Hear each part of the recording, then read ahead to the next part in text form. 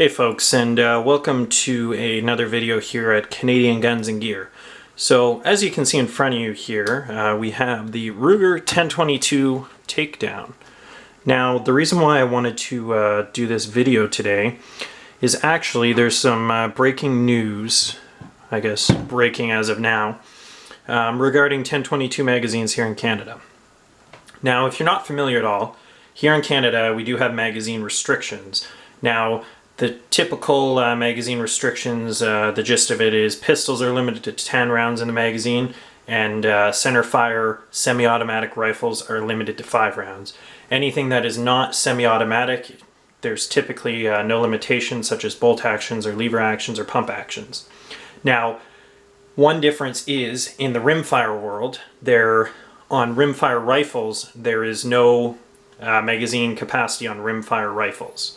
Which means, before today anyway, rifles here such as the Ruger 1022 could have magazines holding as many rounds as you want.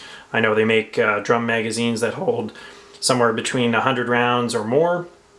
There's the typical standard 10 round magazine that the rifle comes with, and then a very common magazine also is the Butler Creek or similar 25 round magazines. Now, as of, I believe, the 18th of July 2016, the RCMP apparently has decided that their policy now is going to be that any magazines for the Ruger 1022 more than 10 rounds are considered a prohibited device. Now, essentially why they're doing this is because Ruger makes a Charger pistol, which is essentially a Ruger 1022 that is cut down, has a pistol grip on it and a shorter barrel, and is considered a pistol.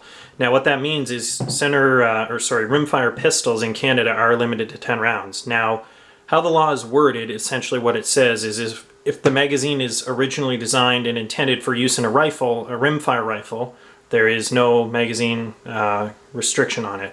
However, if it's originally designed and manufactured for use in a pistol, it has that 10 round limit. So what they've done is essentially, because this Charger pistol exists now, I'm sure Canadians, there are some Canadians that may own this pistol, which is a restricted firearm and registered anyway. However, it doesn't seem that common in Canada, and last I checked it was actually discontinued. So all of the sudden today, or yesterday, the RCMP has decided that they are going to be changing their policy and basically stating because the magazine is the same one used in the pistol, that it's considered a dual-use magazine, which is a load of bollocks if you ask me.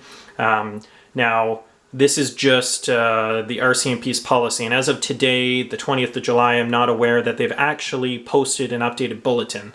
Now, essentially what the RCMP does is they interpret the Firearms Act and the laws, and they issue what are called special bulletins, and what they are is they're actually primarily designed for businesses, so businesses can clarify what is legal and illegal to sell to Canadian firearms owners, and it kind of clears up, because with the law it is quite complicated and there are some different things that are not necessarily easy to understand, so the bulletins are designed to clear it up and make it easier for the businesses to understand so they can comply with the Firearms Act.